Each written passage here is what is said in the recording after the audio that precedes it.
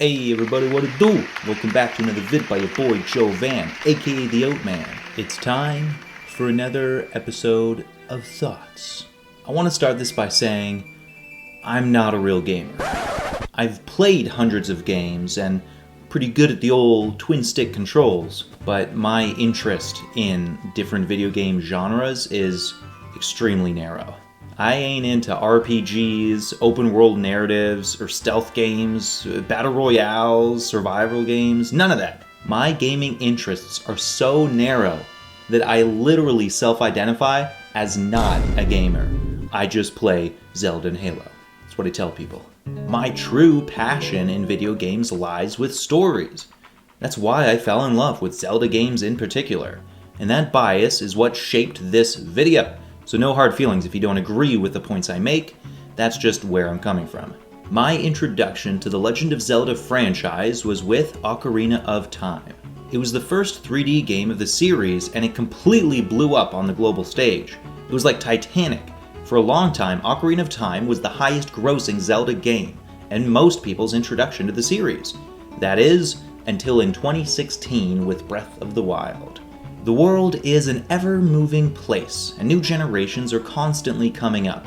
So with new titles being added to Nintendo's beloved franchise, you're gonna start getting people who never played the older games. Like me with the original Zelda on the NES. I only played around with it once I was an adult, out of curiosity, but not for long. The Zelda games have at this point solidified themselves as modern fairy tales, but it didn't start that way. The story in the first game from '86 wasn't really the focal point for the developers. It was an open world game with a loose story strung around it to give reason for what the player is doing, but that's it. A strong narrative didn't become the focal point of the game until the Adventure of Link in '87. From there, the story would continue to be built upon. It's clear looking back that there was never an intention for the Zelda franchise to be an overarching tale. I mean, it wasn't until 2011 that Nintendo even officially mapped out the franchise's timelines. And still, there were others, passionate fans, that did a better job fitting certain clunky narrative bits between games together in a more cohesive way. Anyway, in 1998, with Ocarina of Time's story, the developers made sure to give the narrative precedence above all else. Its gameplay was more restrictive than past titles, even though it was now in 3 dimensions, all for the sake of story. Don't get me wrong though, the isolated dungeons have terrific puzzle-solving elements to them, but that never came at the cost of watering down the narrative. You, as the player, have a very linear path to follow. Ocarina of Time's tale is one that revolves around destiny, love, war, courage, and loss. It may not stack up against something more complex like The Lord of the Rings, but given its medium, Ocarina of Time houses one of the best stories ever told in video games. The mainline 3D Zeldas to follow did a good job in this regard as well. Majora's Mask is heralded as many people's favorite for its darker themes. The Wind Waker does a terrific job giving you a sense of scale, stakes, laughs, and heartbreak. In Skyward Sword, I still haven't played Skyward Sword, but I know its story by proxy, and it dives deep into the mythology of the franchise, giving weight to the balance of good and evil's power on each other. Then, when Breath of the Wild came out, everything changed. Not only was it a return to form, and not the form I knew but before my time, it entered this open world genre again at a time when other gaming companies were perfecting the craft. Rockstar and Bethesda were dominating the field with no end in sight. It was a genre used by other developing parties for farming sims and survival tactic games. I don't think anyone was prepared for what Nintendo had cooking. It may have just been a coincidence, but since Breath of the Wild dropped, I feel like every other gaming company threw their hats into the ring. I'll never understand trend chasing. It just looks desperate to me. But in this specific case, the major companies that went for it have actually found success, so, good for them.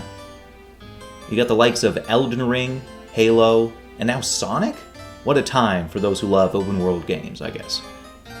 For me, I am not one of those people. Playing Breath of the Wild's tutorial had me worried because I had a feeling creep up on me whenever I try to play open world games in the past. I see the utter expanse of possibilities before me, and I go, nope, I'm a straightforward guy.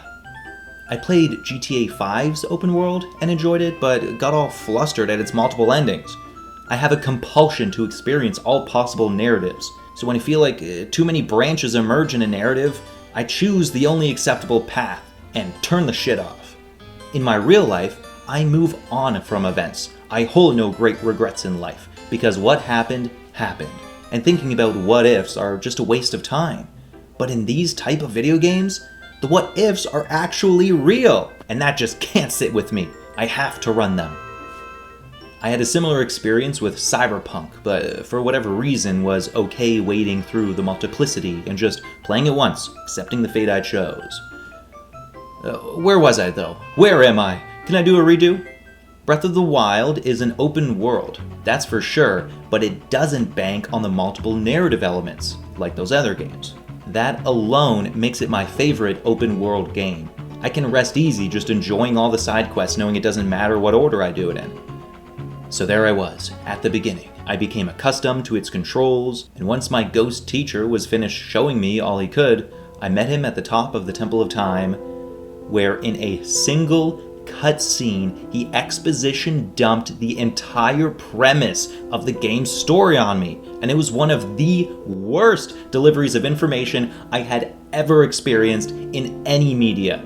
I mean, damn, like who wrote this? Me in grade 5? The way it all just spills out and there's nothing compelling about it. And listen, I hear you, the Zelda games have never been shy of exposition dump style conversations with a mute before. But this just felt so, I don't know, soulless to me. Breath of the Wild did what Ocarina of Time did, but in reverse. It put gameplay before the story. It is, after all, a game, so it isn't wrong or bad to do this, but this quality of storytelling just took such a nosedive that, mild exaggeration here, it gave me a day-long depression after I first experienced it. I thought to myself, how has the Zelda franchise fallen this low? It's on the same level as Spyro lore. This story, it's garbage. After getting myself over it, I came to really enjoy the wonders of this new Hyrule, just like about every single individual who's played this game. It's impossible to deny how fun it is. I just can't help but wonder if there could have been a way to not sacrifice this story to get it there. Even if the story stayed minimalistic and simple, its delivery and the few cutscenes relating to the story could have been made so much better. Thinking back to Ocarina of Time, its plot isn't all that much more complicated than Breath of the Wild's. Sure, there's more dynamic between the characters Link interacts with, which helps build their relationships, but it could have very easily been all goofy like Breath of the Wild. I think the one thing, delivery, is what I can pinpoint here. Breath of the Wild is not a bad game, but its story was lame. Tears of the Kingdom, Breath of the Wild sequel, looms over the horizon. It hints at expanding the lore, while greatly expanding the playstyle and map of Breath of the Wild. I'm generally excited for it, and will get it as soon as it drops, but seeing how much more excited other people are online about it, I just wish I could feel that way, you know? My fingers are crossed that this sequel utilizes some other writers or something, but it's high hopes. Storytelling is an art, but I get that it's also just one part of a whole. When everything about a game is perfect except for its story, the game is still great. I just wish that for this ever-growing and renewing audience of Zelda players, we get a new game worthy of calling itself a modern fairy tale. What do you guys think? Do you feel like the storytelling of Breath of the Wild took a dip from its predecessors? Or do you think Breath of the Wild's story is the best Zelda story yet? Let me know. As always, thank you for being here. I appreciate your time, wish you nothing but love in your life, and ask you to remember to keep on thinking. Until next time, ciao for now. Peace.